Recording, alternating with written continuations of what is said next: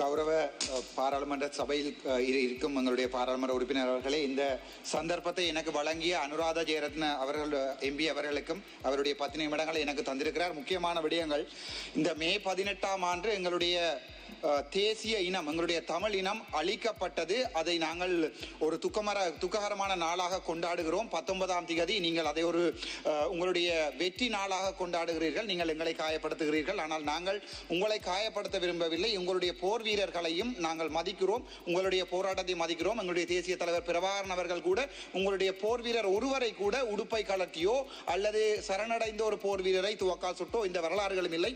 அவற்றை நான் சொல்லிக்கொண்டு மிக முக்கியமான விடயத்துக்கு வருகிறேன். என்னவென்றால், யாழ்ப்பாணத்தை பொறுத்த வரைக்கும் இந்த மே 18 முள்ளிவாய்க்கால் இனப்படுகொலை என்பதை தீர்மானிப்பதற்கு 4 வைத்தியர்கள் கடந்த நாட்களிலே இந்த மே 2009ஆம் ஆண்டு புதுமாத்தளன் வைத்தியசாலையிலே வேலை செய்த வைத்தியர்களே மிக முக்கியமானவர் தங்கமுத்து சத்தியமூர்த்தி அவர்கள்.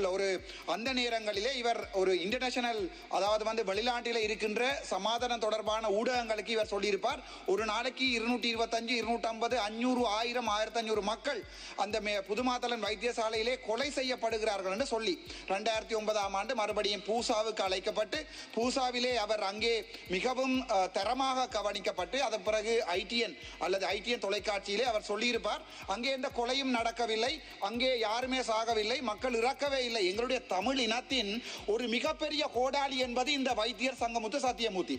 அவருடைய அந்த எங்களுடைய கொலைகளை செய்த அந்த அரசாங்கம், உங்களுக்கு இப்போது எதிராக இருக்கின்ற அந்த எதிர்கட்சியில் இருக்கிற அரசாங்கம் எங்களுடைய மக்களை கொலை செய்து எங்களை உடுப்பில்லாமல், எங்களுடைய பெண்களை உடுப்பில்லாமல் ரேப் பண்ணி சுட்டு சாக்கொண்ட வரலாறுகள், ஒரு இனப்படுகொலை நடந்த வரலாறுகள், எங்களுடைய உடல்கள் உயிரோடு அப்படியே பில்டோசர் போட்டு மூடப்பட்ட வரலாறுகள், வீடியோக்கள் சேனல் 4 தெளிவாக வந்திருக்கிறது.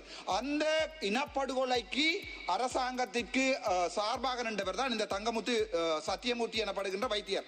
இவர் தொடர்பாக இன்றைய காலைய தினம் நான் ஒரு எங்களுடைய பாராளுமன்ற உறுப்பினர்களுடைய கேள்வி மூலமான விடைக்கு இவரை நீங்கள், அதாவது கடந்த மஹிந்த ராஜபக்சவுடைய அரசாங்க காலத்திலே இவர் ஒரு போர்ட் சர்டிபிகேஷன் இல்லாத, ஒரு கன்சல்டன்ட் அல்லாத, ஒரு ஆக்டிங் கன்சல்டன்ட் ஒருவரை கேபினட் அரசாங்கம், இப்போது நீங்கள் ஊழல் என்று சொல்லுகின்ற அதே மஹிந்த ராஜபக்சனுடைய அரசாங்கம் இவரை ஒரு கேபினட் அமைச்சராக கேபினட்டிலே இவருக்கு ஒரு ஸ்பெஷல் ப்ரொவிஷன் எடுத்து யாழ்ப்பாணத்திலே இருக்கின்ற அந்த எங்களுடைய இனப்படுகொலையை காட்டி கொடுத்ததற்காக யாழ்ப்பாணத்தில் இருக்கிற வடக்கு மாகாணத்தின் போதனா வைத்தியசாலைக்கு சாகும் வரைக்கும் ஒரு போதனா வைத்தியசாலை பணிப்பாளராக நியமித்திருக்கிறது. அதன் பின்னர் இவருக்கு தேசத்திற்கு மகுடம் என்று எல்லாம் பட்டங்கள் சூட்டப்பட்ட அரசாங்கத்தால் எங்களுடைய டயஸ்போராவினுடைய, எங்களுடைய இதயமாக இருக்கின்ற தமிழ் மக்களுடைய உறவுகள் வெளிநாட்டில் இருந்து அரசாங்கம் உதவி செய்யவில்லை என்று வெளிநாட்டில் இருந்து அவ்வளவு பணம், கோடான கோடி பணங்களை அந்த ஒரு வைத்தியசாலை, நான் ஒரு வைத்தியசாலை அதிகாரி என்ற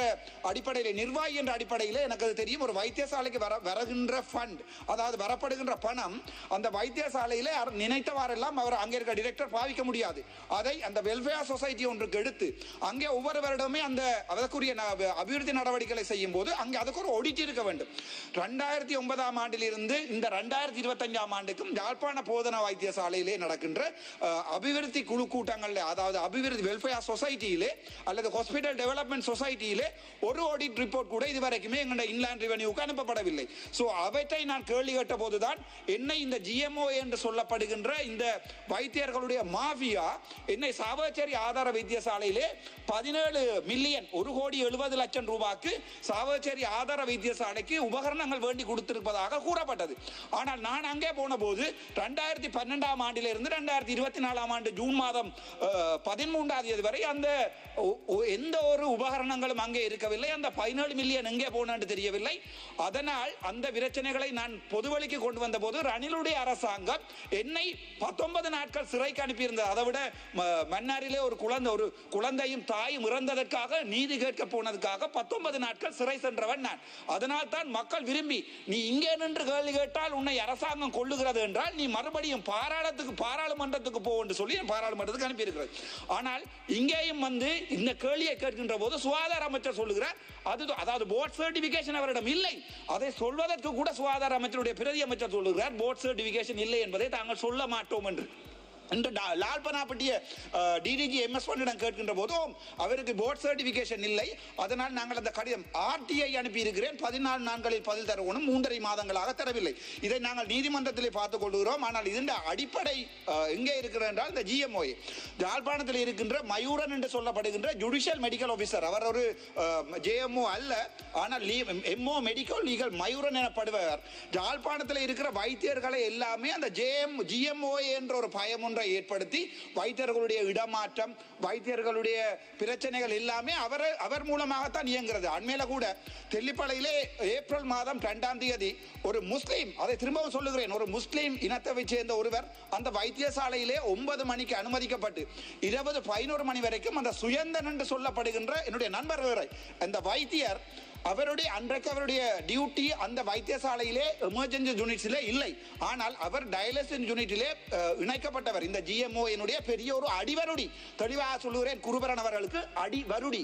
அந்த அடிவருடி அன்றைய தினம் அந்த முஸ்லீம் அம்மாவை பார்க்காததால் சண்டை பிடித்து இரவு 11 மணிக்கு பிரைவேட் ஆம்புலன்ஸிலே கொண்டு போய் நொதோன் மெடிக்கேர் காரில் காட்டியிருக்கிறார்கள்.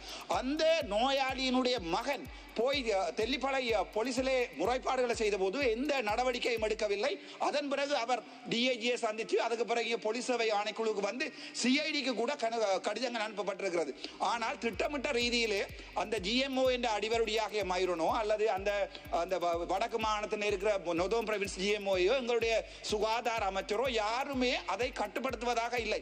இவர்களை பொறுத்த வரைக்கும் அங்கே கை வைத்தால் அவர்கள் ஸ்ட்ரைக் பண்ணுவார்கள் என்ற ஒரு பயம் இருக்கிறது. இந்த ஊழலை ஒழிப்போம் என்று வந்த நீங்கள் இதுவரை காலமே தனி ஒருத்தனாக நான் போராடுகிறேன். ஆனால் நீங்கள் இதுவரையும் இன்றைய தினம் எனக்கு ஒரு தகவல் வந்திருக்கிறது. அம்பாறை வைத்தியசாலை, மறுபடியும் அது ஒரு முஸ்லிம் வைத்தியசாலை, அம்பாறை வைத்தியசாலையிலே வைத்திய அதிகாரிகளுக்கு எதிராக GMOA என்று ஸ்ட்ரைக் பண்ணுகிறது. அப்போது ஒரு தொழிற்சங்கங்களிலே ஸ்ட்ரைக் பண்ணுவது பிரச்சனை இல்லை, ஆனால் ஒரு ஆர்பிட்ரேஷன், ஒரு நெகோசியேஷன், அதுக்கு பிறகு ஒரு ஸ்ட்ரைக் என்றது ஒரு இன்ஃபார்ம் பண்ணப்பட வேண்டும், எந்த ஒன்றுமே இல்லாமல் எடுத்த வீச்சுக்கு GMOA இந்த இடங்களிலுமே வைத்தியசாலையிலே OPDயை பூட்டுகிறது. ஒரு வைத்தியசாலை நிர்வாகியாக சாவச்சேரி ஆதார வைத்தியசாலையிலே அந்த GMOயுடன் சண்டை பிடித்து என்னுடைய தொழிலை இழந்து என்னுடைய நிர்வாக பதவியை இழந்து 19 நாட்கள் நான் சிறைக்கு போய் இன்று வரை நான் போராடி கொண்டிருக்கிறேன். ஆனால் ஊழலை பிடிப்போம் என்று வந்து சொன்ன உங்களுடைய இந்த 150 பேர் சற்று சிந்தித்து பாருங்கள். அதை விட எங்களுடைய வடக்கு மாநிலத்தில் இருக்கிற நீதிபதிகளுக்கு ஒரு கனிவான வேண்டுகோள். நன்றி சார். நான் இருப்பேன் இல்லையோ நீதிபதிக்கு நீதிபதிகளுக்கு ஒரு கனிவான வேண்டுகோள். எடுத்தவற்றுக்கெல்லாம் டிஃபமேஷன், அடிவருடி என்று சொன்னால் ஒரு டிஃபமேஷன், சித்து விளையாட்டு என்று சொன்னால் ஒரு டிஃபமேஷன். அப்படியான அதாவது ஒருவன் கதைக்கிறான் என்றால் அந்த கதையை நிப்பாட்டுவதற்காக வழக்கு 25 வழக்குகள் மீண்டும் ஒரு வழக்கு கூட இன்று எனக்கு எதிராக இன்னுமே தீர்மானிக்கப்படவில்லை. நான் குறையானவன் அல்லது குற்றச்சாட்டவன் என்று இந்த அடிப்படையான விடயங்களை இன்றை பார்த்தால் அம்ஷியினுடைய கொலைக்கான காரணங்களை உங்களுடைய கட்சி சார்ந்தவர் என்பதால் மறைக்கிறீர்கள். வடக்கு மாகாணத்திலே இந்த அனுரகுமார திசாநாயக்கருடைய அந்த ரணவிருவனுடைய பிரச்சனையை திருப்பவும் நான் சிங்களத்தில் சொல்லுகிறேன். ரணவிரு අපි හොඳට කර කරනවා අපේ ජනාධිපතිතුමා කිව්වා රණවිරුවෝ මැරුවේ අපේ රට ඉන්න අපේ ජනතාව කියන කතාව දැන් මේ කොහමද මේගොල්ලෝ පාවිච්චි කරලා ආයේ දැන් අපේ මේ ජනාධිපතිතුමාට මේ මඩ ගන්නවා. එතකොට එතුමාගේ හිතේ තියෙන්නේ අපි ඒක ඉවර වෙච්ච එකක් ආපහු කතා කරන්න ඕන නෑ. අපි මේකෙන් ඉස්සර ඉහළට යමු කියලාකොට ඒක අපි පාවිච්චි කරනවා පොලිටික්ස් එකට. ඊට අමතරව මට කියන්න තියෙන්නේ මට ඊයේ මේ කිව්වා අපේ நேற்றைய தினம் சொன்னார் அமைச்சர் வசூல் ராஜா என்று. நான் சொல்லுகிறேன் வசூல் ராஜா மட்டுமல்ல, வசூல் ராஜா MBBS என்று போட்டுக் கொள்ளுங்கள், எங்களுக்கு அதை பற்றி பிரச்சனை இல்லை. அதை விட காணி பிரச்சனையை எடுத்து பார்த்தால் நேற்றைய தினம் இவர்கள் சொல்லியிருக்கிறார்கள்.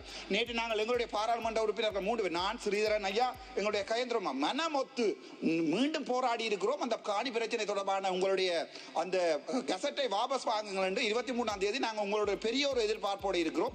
எங்களுடைய மக்களுக்கு நீங்கள் உதவி செய்வதாக இருந்தால் நாங்கள் அரசாங்கத்துக்கு, தமிழ் மக்களாகிய நாங்கள், எங்களுக்கு யார் அரசாங்கத்துக்கு வாரார்கள் என்பது பிரச்சனை இல்லை.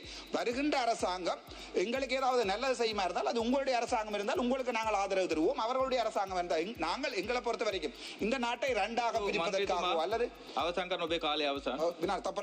இந்த நாட்டை 2ஆக பிரிப்பதற்கோ அல்லது இந்த நாட்டிலே பிரச்சனை ஏற்படுத்தவோ நாங்கள் விரும்பவில்லை. நாங்கள் உங்களை அன்புடன் ஆதரிக்கிறோம். இப்போதும் உங்களுடைய அரசியலை செய்யுங்கள், நாங்கள் உதவி செய்கிறோம். நாட்டிலே ஒரு அபிவிருத்தியை ஏற்படுத்துவதற்கும் உங்களுடைய அரசாங்கத்தை விழவிடாமல் பாதுகாப்பதற்கும் நாங்கள் உதவி செய்வோம். ஆனால் இவ்வாறான சத்தியமூர்த்தி போன்றவர்கள், கேதீஸ்வரன் போன்றவர்கள், இந்த GMOA மயூரன் ரவிசூரன் போன்றவர்கள், சுயந்தன் போன்றவர்கள் தொடர்பான முறைப்பாடுகள் வரும்போது தயவு செய்து நடவடிக்கை எடுங்கள் என்று கேட்டுக்கொண்டு விடைபெறுகிறேன். நன்றி, வணக்கம்.